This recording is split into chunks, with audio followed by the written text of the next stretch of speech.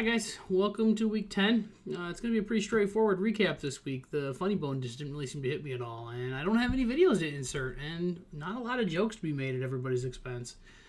This week's top score, biggest blowout. Chris's two men in a defense thumped my hilarious no way I win this 118.5 to 76.4, a 42.1 point margin of victory. Chris was led by a pair of 24-point games from the Chiefs, Darrell Williams and Tyreek Hill. Justin Jefferson added 21.4, and Michael Carter added 16.2 as well. You could have seen a bump in getting about 13 extra points in by getting Ryan Tannehill in over Russell Wilson. I got 19.2 from the Philly defense, 13 from Tom Brady, and 11.9 from Elijah Moore, and not much more beyond that. Getting only 8.9 from my two keepers of A.J. Brown and Darrell Henderson wasn't going to lead me to a win this week. And three different players contributing less than 3 points didn't help either. Big whiff for Rooney. I could have picked up a couple points by swapping out Dawson Knox for Zach Ertz and Alexander Madison in for J.J. Taylor, but that would have just gotten me out of the big blowout game. Wouldn't have actually mattered for the final results here. Week 10's closest game this week, Drew's Anchor CMC cruised past Josh's Oh God This Again, 104.2 to 94, a comfortable 10.2 point margin of victory. Drew was led by 27.8 points from Deebo Samuel, 21.1 from Christian McCaffrey, and 17.7 from Hunter Henry. Jamal Agnew put up 19.1 on your bench along with 14 from Tony Pollard. Getting both of those guys into the lineup over guys like Cordero Patterson and Marvin Jones Jr. would have led you pulling down the top score, but Patterson had been hot, and you really couldn't have predicted his injury, which led as the main culprit in him only getting about 4.4 points. Josh got 20.2 points from the Green Bay's defense, 19.2 from D'Ernest Johnson, and 18.4 from Jalen Hurts. Swapping out Cole Beasley's 2.5 points or Darren Waller's 4.4 points in favor of Tyler Conklin's 14.6 points would have gotten you the win. Brandon's blown call grabs the win over Lee's Daxine mandate, 106.2 to 94.1. Brandon got 39 points from Patrick Mahomes in Mahomes' best game of the year. Following that up was Mike Evans with 13.2, Randy Bullock with 12, and Dan Arnold with 11.2.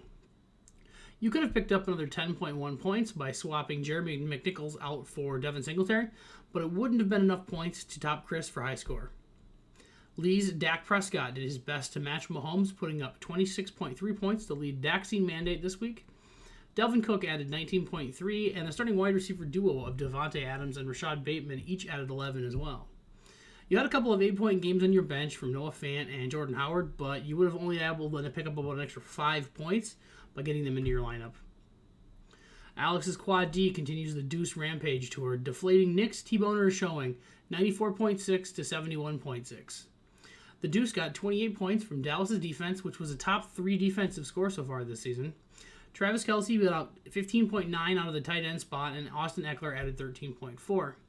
Could have picked up another 7 points or so by swapping NFC North quarterbacks this week.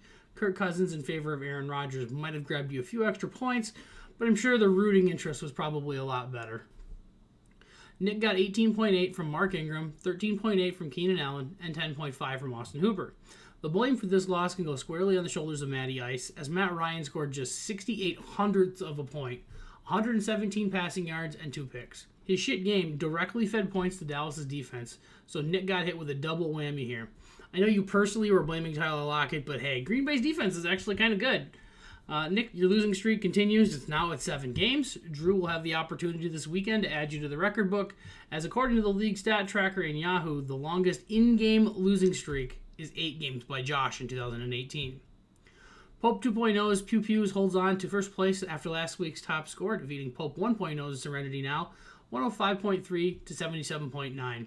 In the Battle of Popes, 2.0 comes down with a win this week, led by 20.8 from Antonio Gibson, 17.7 from Cooper Kupp, and 15.7 from the Indianapolis defense.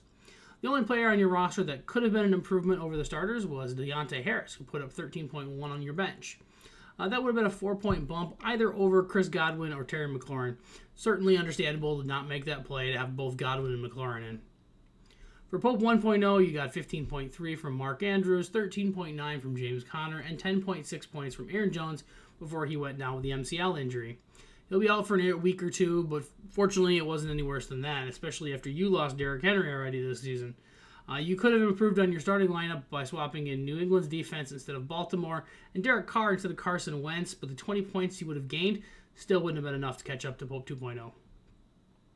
Trent Goodell's Castro slides into the last playoff spot with the win over Derek's a motherfucker, 108.5 to 68.4. Trent continues to stay hot, having now won 5 of his last 6 games and 3 in a row, led by 26.4 from CeeDee Lamb, 24.6 from Jonathan Taylor, and Najee Harris added 18.3 as well. And of course, my boy, A.J. Dillon put up 25.8 points from your bench. Wasn't all ideal in this one. You only did get 4.9 points from Baker Mayfield, 1.9 from Dalton Schultz, and 1 from Chase McLaughlin. For Derek, the slide continues, heading in opposite directions of Trent.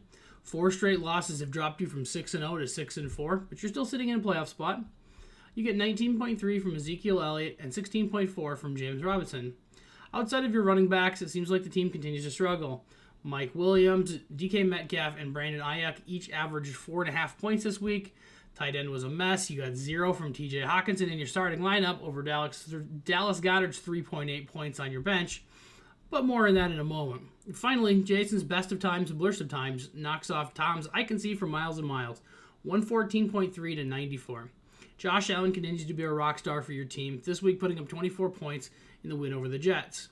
DeAndre Swift added 18, and 4 other players put up double digits. Leonard Fournette, George Kittle, Buffalo's defense, and Chris Boswell all scored between 10 and 15 points. Tom, you got 29.2 from Stephon Diggs, 20.6 from Devontae Smith, and 15.4 from Lamar Jackson. Mike Gesicki put up a 0 for you in the tight end spot. Despite 7 targets, he managed to snag none of them. Other than that, you had a couple single-digit games, which prevented you from catching up to Jason's 114 points, despite scoring 94 points yourself already. Gesicki catches a couple more balls that are thrown his way. Arizona doesn't get lit up by Cam Newton in his return to Carolina. And Brandon McManus makes a field goal that he missed. You probably would have been right in this. With the win, Jason is on the first man on the outside of the playoff picture. But he's in a really good spot, having scored more points than 5 of the 6 teams ahead of him. There's no stat corner from Nick this week, and no free agency updates because I'm recording this on Tuesday night. Waivers haven't run yet. However, there were a couple wager updates this week. Speaking of Dallas Goedert, as we mentioned earlier, Derek was convinced that Dallas Goedert was going to outscore Antonio Gibson this weekend and lost a 6-pack to both Eric and Nick on that. I wasn't willing to get in on that bet because I just didn't trust either of them, to be honest. Goddard put up only 3.8 points before getting knocked out of the game in the third quarter with a concussion. But he probably, at that point, he probably wasn't even going to catch Gibson. Gibson did have a 2-touchdown day. He put up like 15 points fantasy-wise, or 20 points fantasy-wise, I believe. In my own term, Randall Cobb actually added another 3 catches this weekend, which I think puts him to 23 catches total on the season. That locks up my bet with a win over Drew Ryan. Thanks for the 6-pack. With 4 weeks of regular season plays to go, statistically, Eric has a grip on the number 1 seed, currently sitting at a projected 97% chance of being the number 1 overall seed. Pope 1.0 has the odds of grabbing the second bye week at the moment, sitting at about 35% odds. Now that there's 8 teams in the deuce bracket, there's no bye week to play for, at least in the deuce bracket. The biggest thing that the 2 worst teams will have to play for is having to track their stat matchup manually versus the 2 teams that do get the byes. With a 6-team consolation bracket, I will likely have the top 2 teams still on byes, and the bottom 2 teams manually track their scores to determine who should really be moving on to the second weekend of the deuce bracket. Right now, that's looking like a matchup of Josh versus Jason and Nick versus Brandon. That's it for me for Week 10. I will see you guys next week for Week 11's recap, which may not come until Thanksgiving Day sometime. I've got plans both Tuesday and Wednesday night, so next week's video could come at any point in time. Have a good week. Talk to you later.